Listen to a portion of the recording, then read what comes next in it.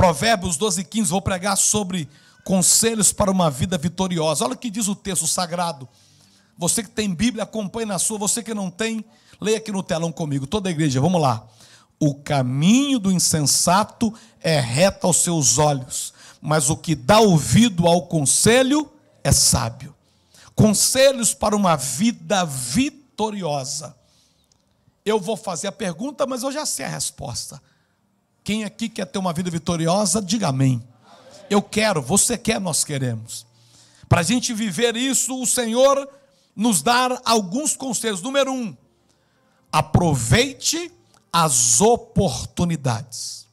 As oportunidades, elas não aparecem toda hora.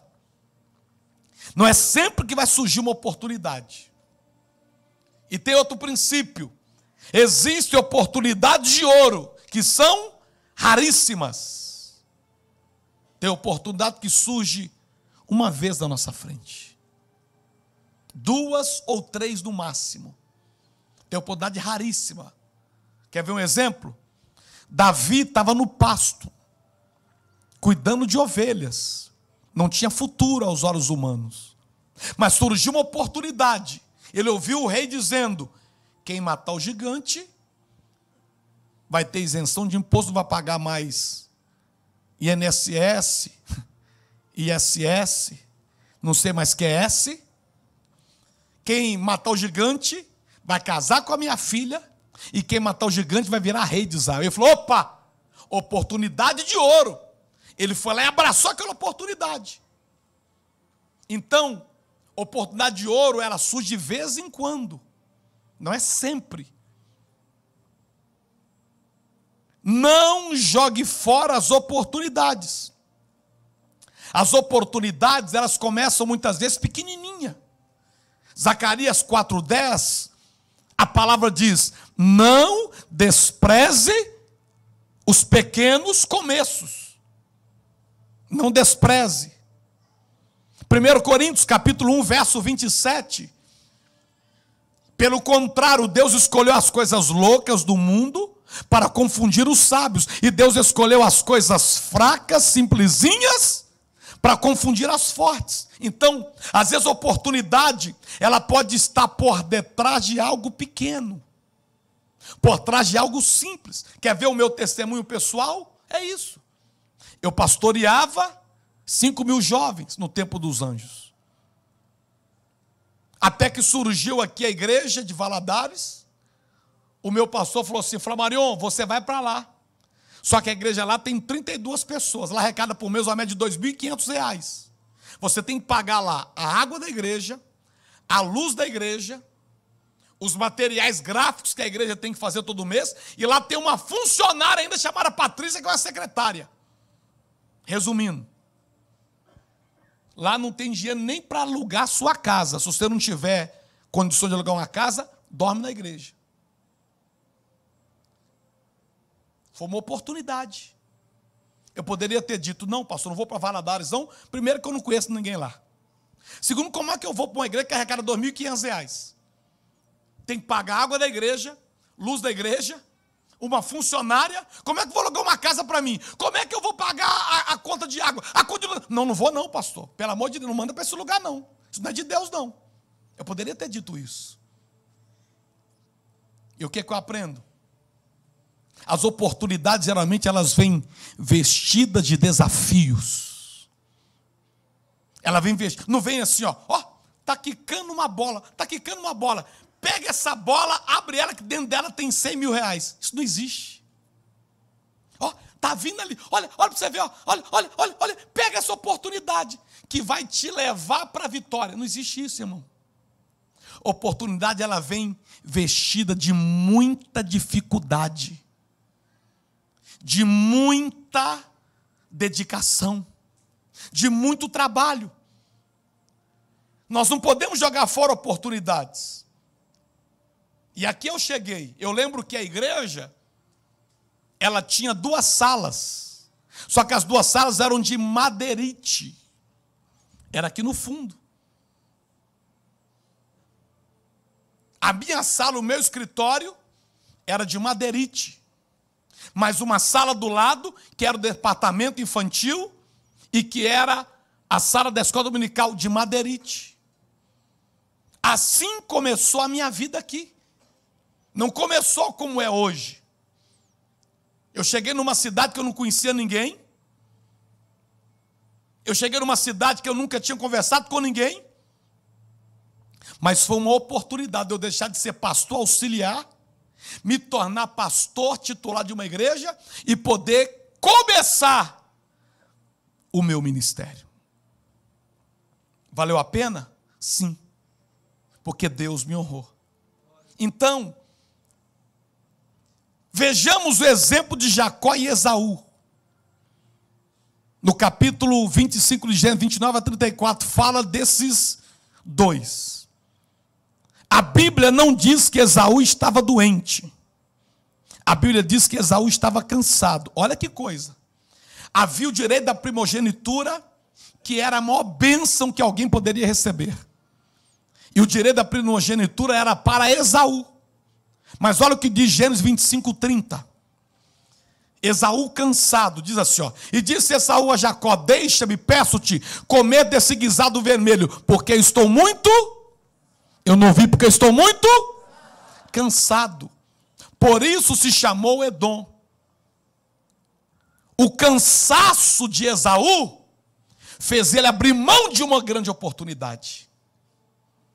O cansaço de Esaú fez ele abrir mão, sabe de quê? Da primogenitura. Como é que a gente ora hoje? Deus de Abraão, Isaac e Jacó. Era para a gente orar. Se Esaú não tivesse abrido mão da oportunidade que Deus deu para ele, a gente tinha que orar hoje. Deus de Abraão, Isaac e Esaú. Só que por ele abrir mão da oportunidade, o nome dele saiu da história. Jacó aproveitou a oportunidade e fez uma proposta de negócio. Me venda a sua primogenitura. E Esaú vendeu a preço de banana. Desculpa a sinceridade. Está igual a alguns que pega tudo que tem, vende a preço de nada e vira escravo nos Estados Unidos. Mesma coisa. Tem gente aqui que faz isso. Em Valadares. Vende a geladeira que custava 1.000. Não, dá 100 conto nisso. O fogão custava 500, dá 50. E ainda penhora a casa. Assina ainda para o outro, ser o dono da casa. Partiu ser o quê? Escravo. Trabalhar de 7 da manhã à meia-noite. Se trabalhasse assim em Valadares, rompia. Mas o que é o problema de muitos? Não abraçam as oportunidades. Tem gente que está desempregado, ele fala assim: o que surgiu eu pego. Aí surgiu alguma coisa. A pessoa pega o que surgiu. Depois de 3 meses está reclamando, Aureliano. Ah, muito serviço. Depois de um ano se bobear, está querendo levar o patrão no Ministério do Trabalho. Aquele que agradeceu pelo trabalho, que falou: obrigado por você ter me ajudado, agora virou inimigo de quem o ajudou. Diga para o seu irmão: está lotado de gente assim, fala para ele aí. Quando está desempregado, quando está na prova, quando está no funil, é doido para alguém dar uma chance. Aí quando a porta abre, a pessoa dá chance.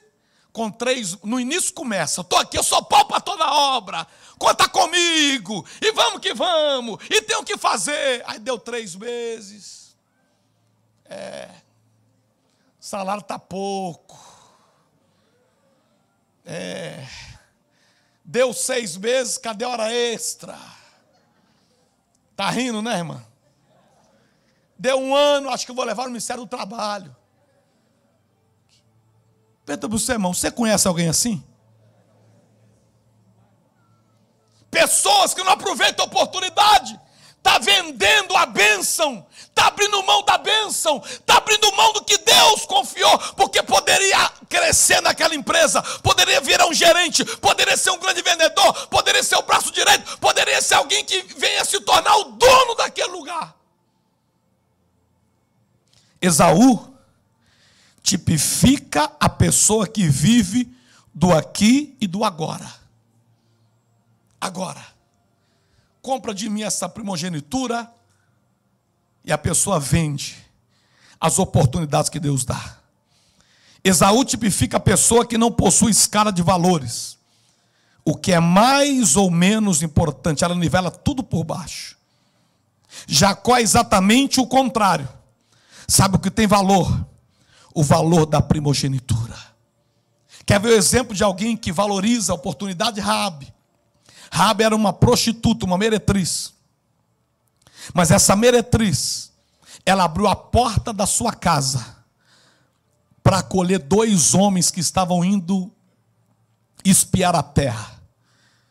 E ela teve discernimento, e ela abraçou a oportunidade. E essa que era a meretriz, quando você vê no capítulo 1 de Mateus, ela entra na genealogia de Jesus, da glória. Quando você lê Hebreus capítulo 11, verso 31, ela está na galeria dos heróis da fé. Olha o que diz: pela fé Raabe, a meretriz, a prostituta, não pereceu com os desobedientes, tendo acolhido em paz os espias. Eu não sei como é que você entrou aqui nesta noite, mas Deus está dizendo: abraça as oportunidades, porque você vai marcar essa história. Quer ver o exemplo de abraçar a oportunidade? Paulo. 1 Coríntios capítulo 15, verso 10. Lê esse texto comigo, igreja, por favor. Toda igreja, vamos lá. Mas, pela graça de Deus, sou o que sou, e a sua graça para comigo não foi vã. Antes trabalhei muito mais do que todos eles. Todavia não eu, mas a graça de Deus que está comigo. Aprendemos aqui algumas coisas. Primeiro, vai pôr aqui na tela. Pela graça de Deus sou o que sou. O que Paulo está dizendo? O que eu sou, eu agradeço a Deus. Fala comigo: o que eu sou, eu agradeço a Deus. Repete, vamos lá. Segunda coisa que Paulo está dizendo: a sua graça para comigo não foi vã. Ou seja, eu aproveitei todas as oportunidades que a graça de Deus me deu. Paulo diz: não é à toa que o Senhor achou algo em mim. Não, eu aproveito as oportunidades. Quando surgiu Valadares na minha vida, foi uma oportunidade de quê? De eu me tornar um pastor, de eu me tornar um líder, de eu me tornar alguém que ia exercer o ministério. Eu aproveitei aquela oportunidade, a graça de Deus na minha vida, através da boca do meu pastor. O que é que Paulo está nos ensinando? Antes trabalhei mais do que todos eles. Olha o que Paulo está dizendo. Eu dei o meu esforço máximo nas oportunidades que a graça de Deus me deu. Quando surge uma oportunidade, eu tenho que me esforçar. Diga para quem está do seu lado: se esforce mais, meu irmão. Já pensou se eu fosse um pastor raça chinelo? Já pensou se eu fosse um pastor que não fosse esforçado? Nós estaremos até hoje naquela tapera. Mas eu me esforcei. A oportunidade vem, mas você tem que esforçar para abraçar. Paulo disse: todavia não eu, mas a graça de Deus que está comigo. Ou seja, reconheço que só foi possível não desperdiçar a oportunidade pela graça de Deus. Eu quero declarar, querido, que a graça de Deus está sobre a tua vida, e por causa dela nós não vamos desperdiçar a oportunidade. É isso que a palavra do Senhor nos ensina. Paulo está dando esta dica para nós. Segunda coisa que eu preciso aprender para que eu venha ter uma vida de vitória, uma vida bem-sucedida. Fala comigo: construir relacionamentos. Eita, coisa difícil é isso aqui. É só quem é bem-sucedido que consegue. Pastor, por que é difícil? Vou te dar 2 razões. Número 1, o ser humano é um ser social. Repete, igreja. Ninguém consegue ser antissocial. O ser humano é social. Eu costumo dizer isso aqui, ó. O ser humano é a criatura mais ignorante quando nasce, para se tornar mais inteligente quando cresce. Nós somos ignorantes quando nascemos, não sabemos nada. Depois que a gente cresce, nós nos tornamos pessoas inteligentes. E isso só é possível devido às relações sociais. As pessoas que você convive vai dizer quem vai ser você daqui 5 ou 10 anos. Você é exatamente o retrato das pessoas que você convive. Lembra daquele ditado dos antigos? Diga-me com quem tu andas, que eu direi quem tu és. As pessoas que a gente anda definem quem nós seremos. Quem anda com enrolado, fica enrolado. Eu nunca vi um trabalhador 10 horas da manhã, 11 horas da manhã, numa terça-feira, sentado no meio-fio batendo papo. Mas geralmente quem faz isso está do lado de alguém que não trabalha. Por quê? É gente da mesma espécie. Você só atrai pessoas que você vai ser igual a elas. A gente precisa tomar cuidado com quem a gente anda. Segunda coisa sobre por que pessoas têm dificuldade de construir relacionamento. Definição de saúde mental. Repete comigo, vamos lá. O ser humano que constrói relacionamentos profundos e duradouros com outros seres humanos. Quem é que tem uma boa saúde mental? É só quem consegue construir relacionamento duradouro com outras pessoas. Tem pessoa que ela não consegue ter amigo por muito tempo. Por quê, pastor? Vou te mostrar. Existem níveis de relacionamento. Primeiro é o nível básico. Tudo a ver com educação e cordialidade. Não precisa ser diálogo, pode ser até monólogo. Bom dia, boa noite, obrigado, desculpe, por favor. Isso é o básico. Havia uma empresa, e nessa empresa tinha um prédio, e tinha ali mais ou menos uns 100 funcionários, e eles chegavam para trabalhar e tinha um jovem senhor, que ele chegava, um homem muito inteligente, mas não cumprimentava ninguém. Ia entrando, não dava bom dia, não dava boa tarde, não dava boa noite. Pergunto para você, irmão, você conhece alguém assim? Passa direto. Não está nem aí para ninguém. Como se ninguém existisse. Não tem um pingo de relacionamento básico. Aí surgiu uma oportunidade de um cargo na empresa mais elevado para ganhar mais, e chegou os currículos. Ele mandou o currículo dele. Dos currículos, 3 foram selecionados. Foi para a entrevista. O primeiro, o segundo. Aí quando o cara viu o currículo do terceiro, falou assim, esse aqui vai ser o escolhido. Aí quando esse homem chega para a entrevista, o entrevistador diz, é você?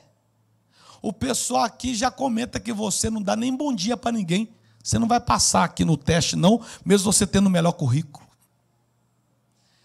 É o mínimo. Você já deu boa noite para quem está do seu lado? Se não deu, fala aí agora, boa noite, irmão. Boa noite.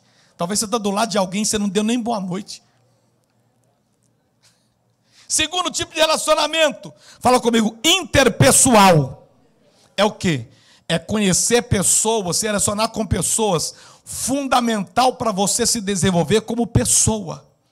1 Coríntios capítulo 5, versículo 9, até o versículo 11 diz, já por carta vos escrevi que não vos comunicasseis com os que se prostituem. Verso de número 10, com isso não me referi à comunicação em geral com os devassos deste mundo, ou com os avarentos, ou com os roubadores, ou com os idólatras, porque então vos seria necessário sair do mundo. O que Paulo está dizendo? Você não tem que deixar de conversar com as pessoas que estão vivendo uma vida errada lá fora, não. Pode conversar com eles, mas ele diz, verso de número 11, nós não podemos relacionar com cristãos que não têm vida com Deus. Por quê, pastor? Porque se você relaciona, lá no mundo você pode relacionar com quem bebe, com quem fuma, com quem faz o diabo a 4. Mas se você começar a relacionar com um cristão que não tem vida com Deus, ele vai te puxar para baixo. Porque você vai achar que assim como ele não tem vida com Deus, você também vai poder viver uma vida sem estar com o Senhor. Se eu quero construir relacionamento, eu preciso entender que tem relacionamento básico, tem relacionamento interpessoal e tem relacionamento restrito. Fala comigo, restrito. O que é o relacionamento restrito? O relacionamento de amigos. O relacionamento de amigos é um relacionamento de pessoas próximas a mim. É um relacionamento de amigos, é aquelas pessoas que eu vou abrir o meu espaço vital. É aquelas pessoas que eu vou contar os segredos da minha alma. E que é um exemplo disso, Paulo estava preso. E ele tinha um amigo chamado Epafrodito. Filipenses 2,25. É um nome bonito para você colocar no seu filho quando nascer, né? Olha o que diz. Julguei, contudo, necessário enviar Epafrodito, meu irmão, e cooperador, e companheiro nas lutas, e vosso enviado para me socorrer nas minhas necessidades. Você vai ver que Epafrodito, ele levava alegria para Paulo. E Paulo tinha um outro amigo chamado Onesíporo. Onesíporo era contador de piada cristã. Não era piada de baixo calão, mas aquela pessoa que contava piada alegre. Pessoas que faziam parte da amizade. Por que pessoas têm dificuldade em construir relacionamento? Por que, pastor, que alguns vivem isolados? Primeiro, medo da diferença. A diferença denuncia as nossas falhas. A pessoa não quer relacionar com ninguém, não quer ir numa célula, não quer encontrar com outros, não quer conviver com outros. Sabe por quê? Porque senão ela vai revelar quem ela é. E as pessoas vão descobrir as falhas dela. Por que pessoas não gostam de relacionar com outros? Entenda isso. Deus ama a diferença e nos fez indivíduo. As nossas diferenças só é feita para completar um ao outro. Dificuldade de aceitar o outro como ele é. Pessoas não se relacionam, sabe por quê? Tem relacionamento que não é duradouro? Porque não consegue aceitar o outro como ele é. Quer que a sua vontade prevaleça em todo o tempo. A pessoa que quer que a vontade dele prevaleça todo o tempo não vai conseguir fazer amizade. Não gosta de receber crítica. Não consegue ser criticado. Criticou, não é mais meu amigo. Criticou, não dá para andar mais junto. Criticou, discordou, não dá para a gente caminhar mais. Baixa estima e imagem negativa de si mesmo. A pessoa que se sente coitadinha, que se sente pequenininha, que se sente uma pessoa inferior, ela não vai conseguir construir relacionamentos. Soberba, se julga superior a todos. Tem pessoa que ela diz, não, você não está no meu nível para andar comigo. Não dá. Diga para o seu irmão, pessoas assim são sozinhas. Fala para ele aí. Pessoas assim são sozinhas. Tem jovem que ele anda sozinho. Aí sabe o que ele faz? Vai para o Free Fire do Satanás. Aí fica no Free Fire. De noite. O que você está fazendo? Free Fire. Free Fire. Free Fire. Free Fire. Cuidado que tem gente jogando Free Fire e ficando doido. Cuidado que tem gente jogando Free Fire e o demônio, o diabo, está pegando a mente das pessoas. Você vigia com Free Fire. Se você joga Free Fire, Deus está usando a minha boca para te dizer, cuidado com essa porcaria. Teve um garoto aqui da igreja, estou falando aqui da nossa igreja, não é de outra, da nossa igreja. Começou a desrespeitar o pai, começou a desrespeitar a mãe. A mãe pediu para a gente fazer uma visita. Chegou lá, o menino estava no quarto, viciado, uma semana, sem sair do quarto, só jogando Free Fire, ficou viciado. Como alguém é viciado em cocaína, o menino estava viciado em Free Fire. Vê se isso é de Deus. Não estou dizendo que se alguém joga, vai parar de jogar, não. Mas você vigia nesse negócio. Viu? Você está com alguém que joga Free Fire, fala para ele assim, cuidado que Satanás está de olho em você. Fala para ele aí. Cuidado, tá? Cuidado. Você joga Free Fire, alerta ele aí. Quarto, preste atenção. Não estou dizendo que o jogo é do diabo, mas estou dizendo que é perigoso gerar aviso, porque nós vivemos isso aqui na igreja. Quem entendeu diz amém. Tem que vigiar. Quarto, se eu quero ter uma vida vitoriosa, em quarto lugar, toda a igreja leia comigo, vamos lá. Busque o conhecimento nas duas dimensões. Jesus crescia na graça e no conhecimento. Ou seja, dimensão horizontal. Fala comigo assim, ó, dimensão horizontal. Toda a igreja faz assim, ó, dimensão horizontal. Fala assim, conhecimento do mundo dos homens. O que é que você faz? Você tem que conhecer desse mundo. O que é que você faz? O que é que você opera? Qual a sua área? Você tem que ter conhecimento dela, para você ser o melhor. Conhecimento. Você tem que estar aqui, ó, ligado, antenado em tudo da área que você faz. Você tem que conhecer o mundo dos homens. Porque quem vai vencer nesse tempo é quem tiver o domínio do conhecimento. Não adianta, você é um professor, você é um contador, mexe com contabilidade, se você não ficar por dentro das leis de contabilidade, irmão, quase toda semana muda alguma coisa. Tem um negócio novo, tem um imposto novo, tem uma normativa nova, algo, você tem que estar ligado nas mudanças. Você tem que estar ligado. Ah, não, pastor, eu vou para a igreja orar, não vou nem ler para ver o que está acontecendo lá. Ah, não tem jeito, não. Então, conhecimento. Você trabalha com o quê? Você faz o quê? Seja alguém com conhecimento desta área. Seja alguém ligado nesta área. Filha, vai lá ver o que ele está fazendo lá. Vai lá você, diaconisa. Então, olha para mim aqui, ó. Você tem que ter conhecimento. Quem entendeu, diz amém. Olha aqui, ó. Olha aqui, ó. Olha aqui para mim. Deixa que já está resolvendo. Olha aqui para mim. Fala, bate do pé e diga assim, eu terei conhecimento. Diga para o seu irmão, você tem que ser o melhor no que faz. Aponta o dedo para ele e fala assim, não seja mais ou menos, seja o melhor. Quem toma posse, bate palma e dá glória. Aí, não adianta só conhecimento na vertical. Faça comigo assim, ó. Conhecimento na dimensão vertical. Horizontal é com homens, vertical é com Deus. Eu tenho que conhecer o mundo com Deus. Eu e Deus. Assim como eu vou buscar conhecimento no mundo dos homens, naquilo que eu faço, na horizontal, eu vou ter que buscar conhecimento no mundo de Deus. Conhecimento com Deus, servindo a Deus, honrando a Deus, aprendendo de Deus. Como, pastor? Oséias capítulo 6, versículo 3.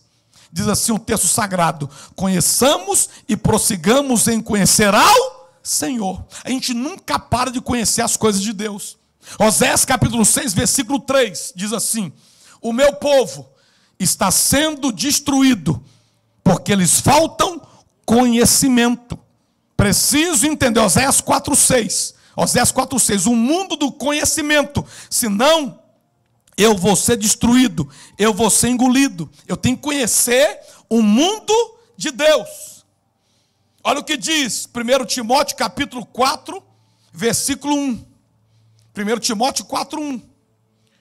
Mas o Espírito expressamente diz que em tempos posteriores alguns apostatarão da fé, dando ouvidos a espíritos enganadores e a doutrinas de homens. Se eu não estiver ligado com Deus, na vertical, buscando o mundo de Deus, sabe o que vai acontecer? Você conhece alguém que era da igreja e está desviado. Você conhece alguém que talvez já até pregou para você, hoje não vai mais em igreja nenhuma. O que aconteceu com eles? Apostataram da fé. Por quê? Porque deixaram de buscar. Tinha encontro com Deus na igreja, não ia. Tinha escola bíblica, não ia. Tinha retiro, não ia. Tinha encontro de casais, não ia. O que é que vai acontecendo? A pessoa vai esfriando. E quando assusta, não tem mais volta. Apostatou da fé. E alguns vão para a idolatria. Alguns voltam para o mundo. Eu já vi gente que era pregador virar pai de santo. Clamava a Deus, começou a clamar por demônios. Por quê? Apostataram-se da fé. Olha que coisa violenta. Mateus capítulo 22, verso 29. Porque precisamos estar na dimensão vertical no mundo de Deus. Diz assim, ó, Jesus, porém, lhe respondeu, errais, não compreendendo as Escrituras, porque você não entende nem sobre o poder de Deus. 1 Coríntios, capítulo 13, verso 9. 1 Coríntios 13, 9. Porque em parte conhecemos e em parte profetizamos. Eu preciso conhecer alguma coisa do mundo de Deus. Romanos, capítulo 1, verso 19. Romanos 1, 19. Diz assim: porquanto o que Deus se pode conhecer, nele se manifesta, porque Deus lhe manifestou. As coisas de Deus só vai manifestar na minha vida aquelas que eu conheço. O que eu não conheço de Deus não vai acontecer. Talvez você está dizendo, está faltando coisa na minha vida que Deus não fez. É porque está faltando, nós conhecemos mais de Deus. E por último, quem quer vencer ainda dá um glória. Em primeiro lugar, aproveite as oportunidades. Construa relacionamentos. Busque conhecimento no horizontal e vertical. Fala comigo. Obedeça e pratique a palavra de Deus. 1 João capítulo 2, verso 4. Obedecer e praticar a palavra de Deus, diz assim o texto. Aquele que diz, toda a igreja lê comigo, vamos lá, 1, 2 e? Aquele que diz, eu o conheço e não guardo os seus mandamentos, é mentiroso e nele não está a verdade. Se eu digo que eu conheço a palavra de Deus, mas eu não guardo os mandamentos, eu estou mentindo. Está faltando em mim a verdade.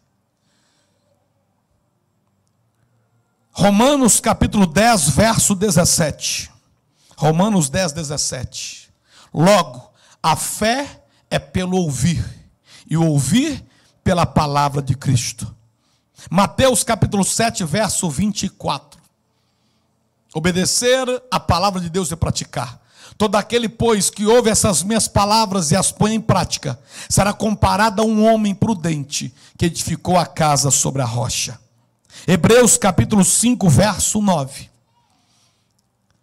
E tendo sido aperfeiçoado, veio a ser autor da eterna salvação para todos que lhe obedecem. João capítulo 3, verso 16. E Deus amou o mundo de tal maneira que deu o seu único filho, para que todo aquele que nele crê, obedeça, e aí sim vai ter vida eterna.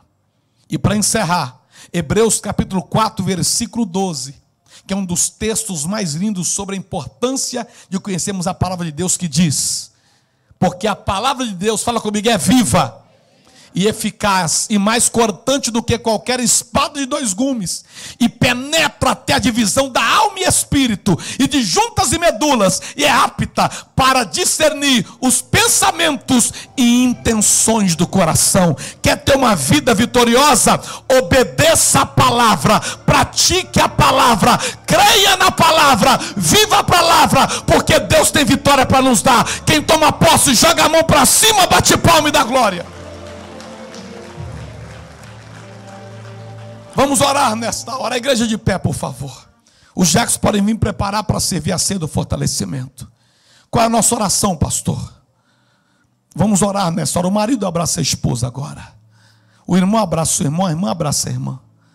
Não fique sozinho. Você vai orar dizendo, Deus, que esse meu irmão ele possa ter uma vida vitoriosa. Ore com ele agora. Fala, Deus, que ele possa aproveitar as oportunidades. Feche os olhos, por favor. Que ele possa aproveitar as oportunidades que o Senhor tem dado para ele. Que ele possa construir relacionamentos. Que ele possa buscar conhecimento na horizontal e na vertical. E que ele possa ouvir, obedecer e praticar a tua palavra. Senhor, nosso Deus e nosso Pai, nós oramos nesta noite, porque a tua palavra foi pregada. E nós temos que agora decidir praticá-la na nossa vida. Meu Deus, que a gente não venha desperdiçar as oportunidades. Que não venhamos fazer como Esaú, que deixou de marcar a história, porque no dia do seu cansaço, ele vendeu a bênção da primogenitura.